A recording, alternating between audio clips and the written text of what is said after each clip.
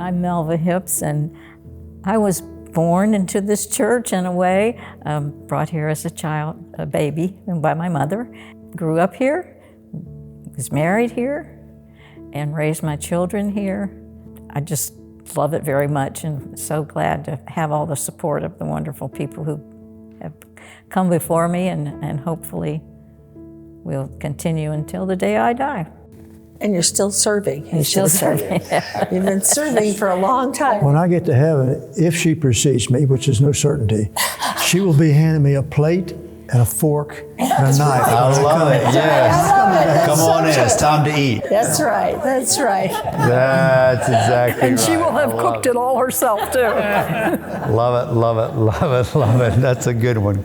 My name's Dan Bailey. I've been a member of this church for 67 years. I was baptized in the baptistry in this room in 1958, and it's been my church family since then, and will remain such the balance of my life. Hi, I'm Patricia Wilson, and I've been at this church for 25 years. I don't want to be anyplace else. I love this church, I love the people in this church, and they've all been always so supportive of me when I was going through some really tough times. Well, my name is Larry Wilson, and I've been a part of the church since I started attending Bible study here roughly 21 years ago. I'm Ed Foster, and I've been a member of this church since 1964. Me and my wife raised our family here, and we have experienced nothing but greatness since we joined the church in 1964. Hi, I'm Sherry Erb, and I was blessed to come to this church in 1985 and have been a member and have 4-generation family members. We're reflecting on the 123-year legacy of our church and the fact that our 5 charter members got together March 23, 7 months before our city was incorporated, and yet God has worked and blessed all these years. How important to you do you believe the ministry has been and is and shall be, not only of our church, but in God's providence and your leadership? You have remained a beacon, a hope, right here in downtown Sarasota and beyond. How important do you believe that is for us and also for future generations? It was, as we know, a church is not a building, it's a people, and been some wonderful people in this church that have helped me raise my children. They're like extra aunts and uncles and grandparents. I'm a family person with 5 children, and now I have hundreds and hundreds of family members because this church has done nothing but show us tremendous amount of love. When I think about all those times, I think about all those adults who were here before me, who mentored and helped raise me and teach me about God's love. I love everything that goes on at this church, and I'm especially involved right now with the youth.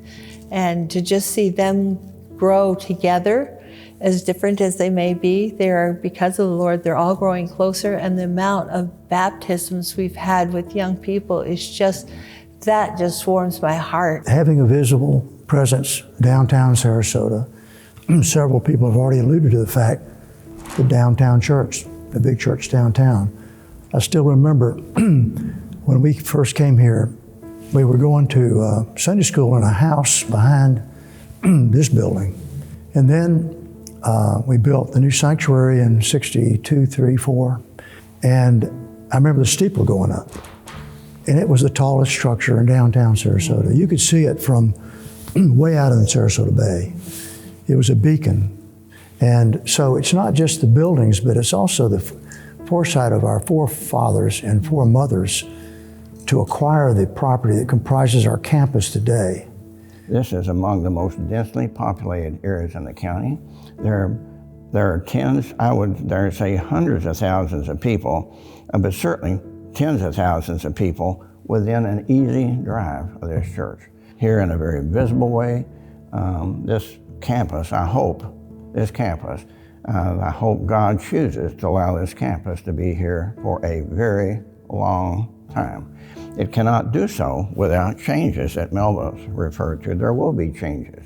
I've been, as we've been praying about what our part would be as personally, and you know, you hear what other people are doing. Well, it's wonderful, but you know, of course, we may not be able to do that much, but whatever we do, and I just keep reminding myself, I don't want to miss out of being a part, whatever that part is. It doesn't, like you've expressed from the pulpit, it doesn't matter how much it is, but it's important about that I'm a part of it. Whatever that part is, you know, it's important. It's important, and we shouldn't deny ourselves that joy of being a part of continuing God's work here. The feature that we've talked about that has a lot of appeal to me is the park. Yes. The park that would be located where the laundry and the strip center is located would become a park, and right on Main Street, with frontage right on Main Street. With thousands of people parading by every day and seeing it. We just need more open spaces in downtown, and if our church can provide one more little pocket park for the benefit of our community, I think that would be a very welcoming front door.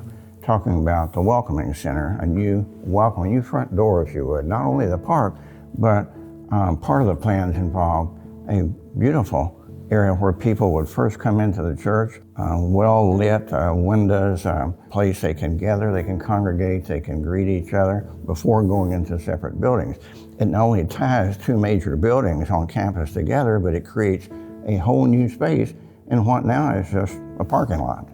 And to me, it's an absolutely beautiful addition to the church, tying buildings together, making it a beautiful, welcoming place for anyone coming, being something new, modern, and attractive, tying part of the campus together. Like Larry was talking about, the tying of the buildings together, that's always been a kind of a strange situation, you know. And also when people park, now what do we do? Where do we go, you know? Thankfully, we do have people who will help them, so that's going to be exciting to see that. Other elements, sanctuary, imagine it being a refreshed and new space, same vibe and feel, but... And I'm excited about the youth because we're growing and growing. And where can young people go today where they can feel safe and comfortable and loved? And I think that's, of course, that's my area that I love, but I just think it's so important to have that because these are really important years of them learning to grow together. And I'm really excited about what we can do with the youth because we are doing amazing things, but we can do even bigger and better things. And that's what I'm excited about as well. I think especially young mothers with children. I know I was a really picky mother when my children were small. I wouldn't take them into a place that I didn't think was perfectly immaculately clean and looking new. And I think that would bring even more people with small babies if we had a brand new place for them to come and everything was clean. We had beautiful restrooms and all those kind of things that I think we really need. And a furnace that would work. Yes, it'd be nice to be able to control the temperature. You're right. It's and the air, so it's not too cold. And then when it gets too cold, when it's the time in the winter, it's not. We can't regulate it. So a lady was in the sanctuary this morning, and before the service started, and she came out and she had her sweater on and she said, "It's too cold in there, I got to get out of here." But she just went outside for a few minutes and came back. But I said, "I'm sorry, but we just can't do any better." Yeah. But by God's grace we will, but you're right, currently. Right now we just, you got what we got. That's right. Yeah. And I love what it says in the Bible, you have not because you ask not. And I know people get funny about donating and money comes up, they all of a sudden get all uptight. But if they could just reflect on the things that they're doing in their lives that are not going to bring them the joy and the happiness for their future, by just getting involved in it. And then you really feel like you've really contributed something, whether you're bold with your faith or bold with your money, no matter what, you just have a really good feeling that you are making an impact. And I think that's really important. And so many times we tiptoe around the subject and I say, hey, You want, you have not because you ask not. So I'm ready to ask. There are times when the bathrooms seem not adequate for 1,000 people, and so engineers have been here, engineers have even scoped the drainage. It's not repairable. The rooms are small. Anyone who's been here knows we need larger, modern bathrooms. They're all in need of total refurbishment. When there's a major problem, I'm told, a major problem with a short or a surge, power surge, and we lose something in the panel, they don't make these parts anymore. It has to be replaced and modernized. It must be to be able to continue to use these older buildings. What if our children and grandchildren drove down this street and they said, oh, I wonder what used to be there. Oh, just another high-rise condo. Just picture the tragedy of losing this witness. It must, from a very earthly point of view, it must remain. And we wonder, well, how in the world is that going to happen? I mean, how can that be? And we've just addressed issues that have to be done. It's not even optional. So how does that accomplish, and what will you say to our church family to encourage them to pray and be part of this, whatever God puts on their heart? I would say, excuse us for having to bring up the subject of money, but we have not had a stewardship campaign in the past 4 years. People just give spontaneously, and we meet our budget, but it's time for us to dig a little deeper and do it for the benefit of those who come after us. I believe that the current Whatever It Takes campaign for rejuvenation, restoration of the buildings on the church campus is an extremely exciting project. We have a once-in-a-lifetime opportunity to plan for the future, to build for the future, provide for the future, and ensure, I believe, that God's presence remain in the downtown area in the midst of this densely populated area of our community. Well, yeah, I echo exactly what Larry said. And I think that we as a church now have a great opportunity to provide for the future. If we don't do it now, when will it get done? This project is so important to me because I have seen what is happening in our church. Our church is growing. It's growing with young people, it's growing with older people, it's growing with children. I'm excited for the Whatever It Takes campaign because of what we can provide for those in the future, just as those in the past have provided for us, to learn of God's love and to let His love shine in our wonderful city. As a mother of 5 children and several grandchildren, and see what this church has done for us, I am so excited. So please, please get excited as I am about this program. I am excited about the Whatever It Takes campaign because I know the great legacy of this church. I know the tremendous impact we're having now, and I just can't wait to find out the impact that's going to be multiplied by the freshening up of our campus and making it more appealing to those who may be coming for the first time. For 123 years, First Sarasota has been doing by faith whatever it takes to make Christ known in our city, region, and throughout the world. History is again being made in the life of our church. Our mission and passion is to reach even more individuals with the good news of Jesus Christ. And in order to fulfill that mission, we're excited to transform our campus in order for lives to be transformed by Christ. There are currently 1 million people within the local reach of First Sarasota who need Jesus.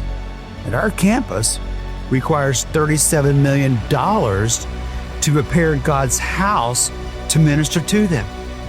Both seem like impossible tasks, but we are believing Luke 1:37, nothing is impossible with God. We have a once-in-a-lifetime opportunity to help make history together as we work to reimagine our campus to reach those far from God. People need Jesus now. It's a God-sized task, but nothing is impossible with God. As a church, we can partner with God to bring many souls into his kingdom. Would you consider how God might use you to help make this vision a reality through prayer and generous financial support to impact current and future generations for the glory of God?